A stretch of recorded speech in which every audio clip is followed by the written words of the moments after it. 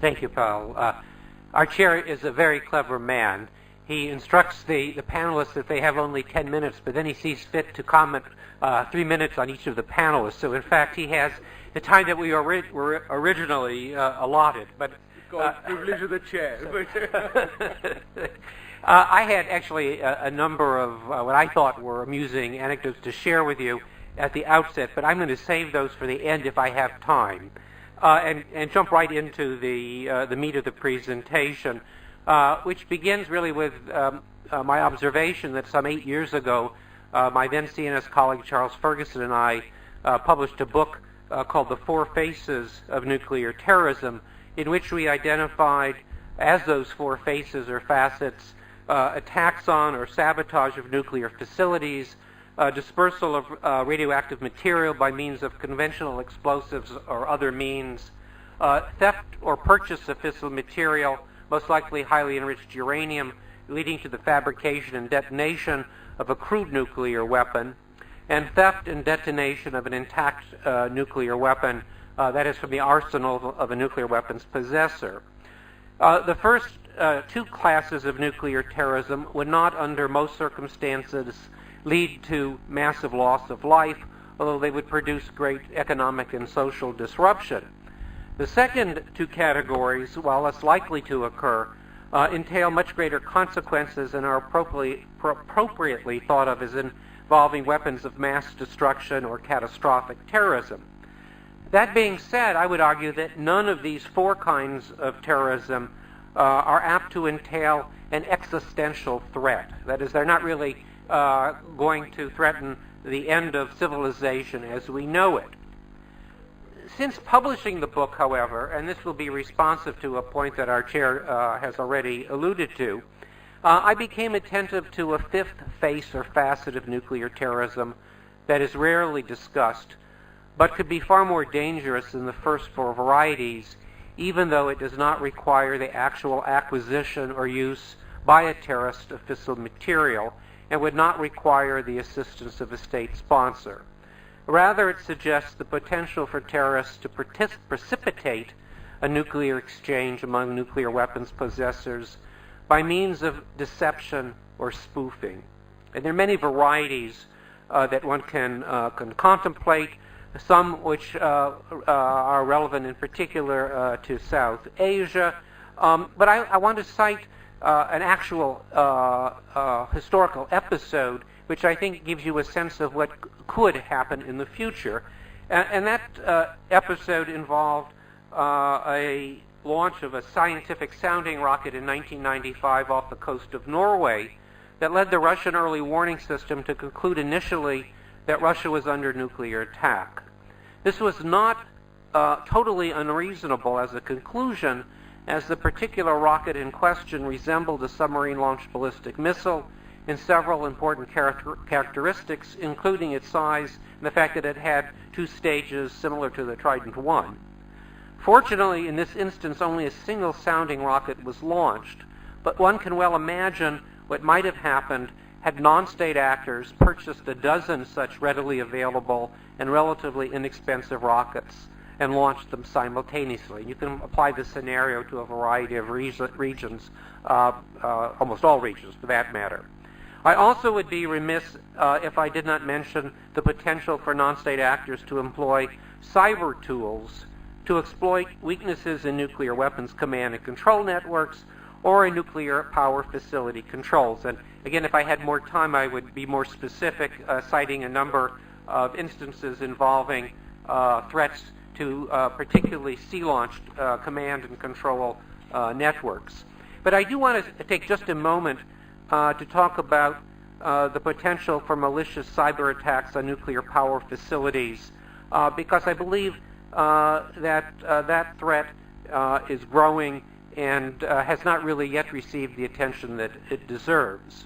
According to a January 2014 report by the East-West Institute, and I'm quoting here, in the first half of fiscal 2013 in the United States, 7 attacks that affected the nuclear sector were reported to the Department of Homeland Security's Industrial Control System Cyber Emergency Response Team, and a similar threat level was reported in 2012. And indeed, there were reports of cybersecurity threats to nuclear facilities as far back as the early 1990s involving the Ignalina nuclear power station in Lithuania. Moreover, and I actually follow those events closely. Moreover, the danger of cyber intrusion is increasing as many existing nuclear plants transition from analog to digital operating systems, along with greater reliance by some reactors on remote data centers, a particular characteristic of small module reactors. Now, in my original presentation, when I thought I had 15 minutes, I was going to cite a number of the international and bilateral as well as unilateral initiatives that have been developed, I think, to fairly effectively deal with a number of aspects of nuclear security. But I'm going to instead, because of time constraints, just say a few words about both the positive and negative developments involving the Nuclear Security Summit, and then I'll conclude with some short recommendations. First of all, I think the most important contribution made by the Nuclear Security Summit is to have significantly raised the awareness of national leaders that nuclear security was important for their own nation's well-being. It wasn't simply someone else's problem, that a nuclear accident or a nuclear malicious event anywhere had effects everywhere. I think that the Nuclear Security Summit process also has contributed to a change in international mindsets from an orientation of reaction to a nuclear terrorist incident to one of crisis prevention, which is not inconsequential. I think the diversity of the parties involved in the process has been remarkably successful. It's not all-inclusive, but there are not many international fora where representatives from Algeria, Egypt, Israel, Saudi Arabia, the United States, Russia, India, and Pakistan not only sit down around the table, but actually have successfully hammered out a communique, or a number of communiques, and a work plan, and that's not inconsequential either. In my view, one of the most significant long-term consequences of the summit process has been its novel focus on education, training, and capacity building, and the need to build and sustain a strong nuclear security culture, a phrase that really didn't exist in the vocabulary of anyone 10 years ago. In other words, we've seen a major and timely shift in focus from the 3 Gs, guards, guns, and gates, to changing mindsets and addressing the human factor. And I would say more about that, but I will skip that for the moment. I think we can observe considerable progress in the minimization of highly enriched uranium in the civilian nuclear sector. I think there is now acknowledgement that there is a principle of HU minimization, and through the rather novel use of house gifts, we've actually seen a significant clean out of HU from a number of countries, most importantly Ukraine. If I had more time, I'd talk about the US ROK and Dutch-led trilateral initiative, which involves some very important best practices that were adopted at the last summit. But instead, let me turn to some of the inadequacies that remain. I think a major shortcoming of the Security Summit process to date, albeit an understandable one given the participation of most of the world's nuclear weapons possessors, has been the general neglect of military stocks of fissile material. In the Hague Summit communique, for example, military stocks are only touched upon in 2 places, and there's only one explicit reference in paragraph 4 dealing with the fundamental responsibility of all states to maintain effective security of all nuclear and other radioactive materials, including nuclear materials used in nuclear weapons. So I think that's a major shortcoming. Another one has been, notwithstanding stated aspirations, the very slow pace in bringing the amended Convention on Physical Protection of Nuclear Material into force. I'm surprised, given the number of countries that signed on to the trilateral initiative at The Hague, over half of the states in attendance, that there were a number of significant outliers. I'd like to know, for example, why India chose not to join. Also noticeable by their absence are Pakistan, China, and Russia. So let me move on to my recommendations. And I must say, I don't typically quote Graham Allison on issues related to nuclear terrorism, but I believe he has a point when he observes, and I think I'm quoting correctly, no fissile material, no nuclear explosion, no nuclear terrorism. To be sure, as I've already mentioned, one can envisage terrorism without terrorists actually acquiring fissile material or nuclear weapons, but the probability of nuclear terrorism almost certainly increases the more fissile material and weapons there are. As such, although there's no simple solution to the problem of nuclear terrorism, and indeed a multifaceted approach is needed, I strongly advocate the principle, the supply side principle, with reference to both fissile material stocks and intact nuclear weapons, which goes as follows: enhance, secure, consolidate, reduce, and eliminate. While this overarching principle is easier to say than implement, I would argue that it can be applied relatively painlessly, quickly, and with great effect, especially with respect to highly enriched uranium in the civilian nuclear sector, as most, if not all, commercial applications of HEU can be substituted by LEU. In other words, with respect to HEU, the principle should be one in which fewer countries retain HEU, fewer facilities within countries possess HEU, and fewer locations with those facilities have HEU present.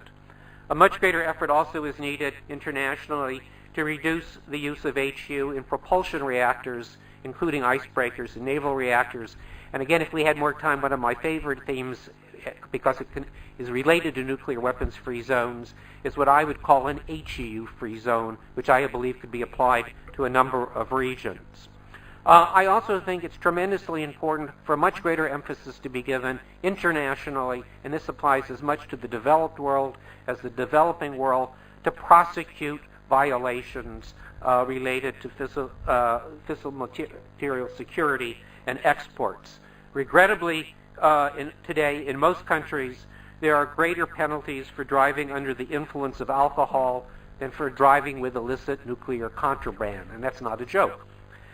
We have to do more, I think, to enhance international governance, rules of the road with respect to cybersecurity in the nuclear energy domain.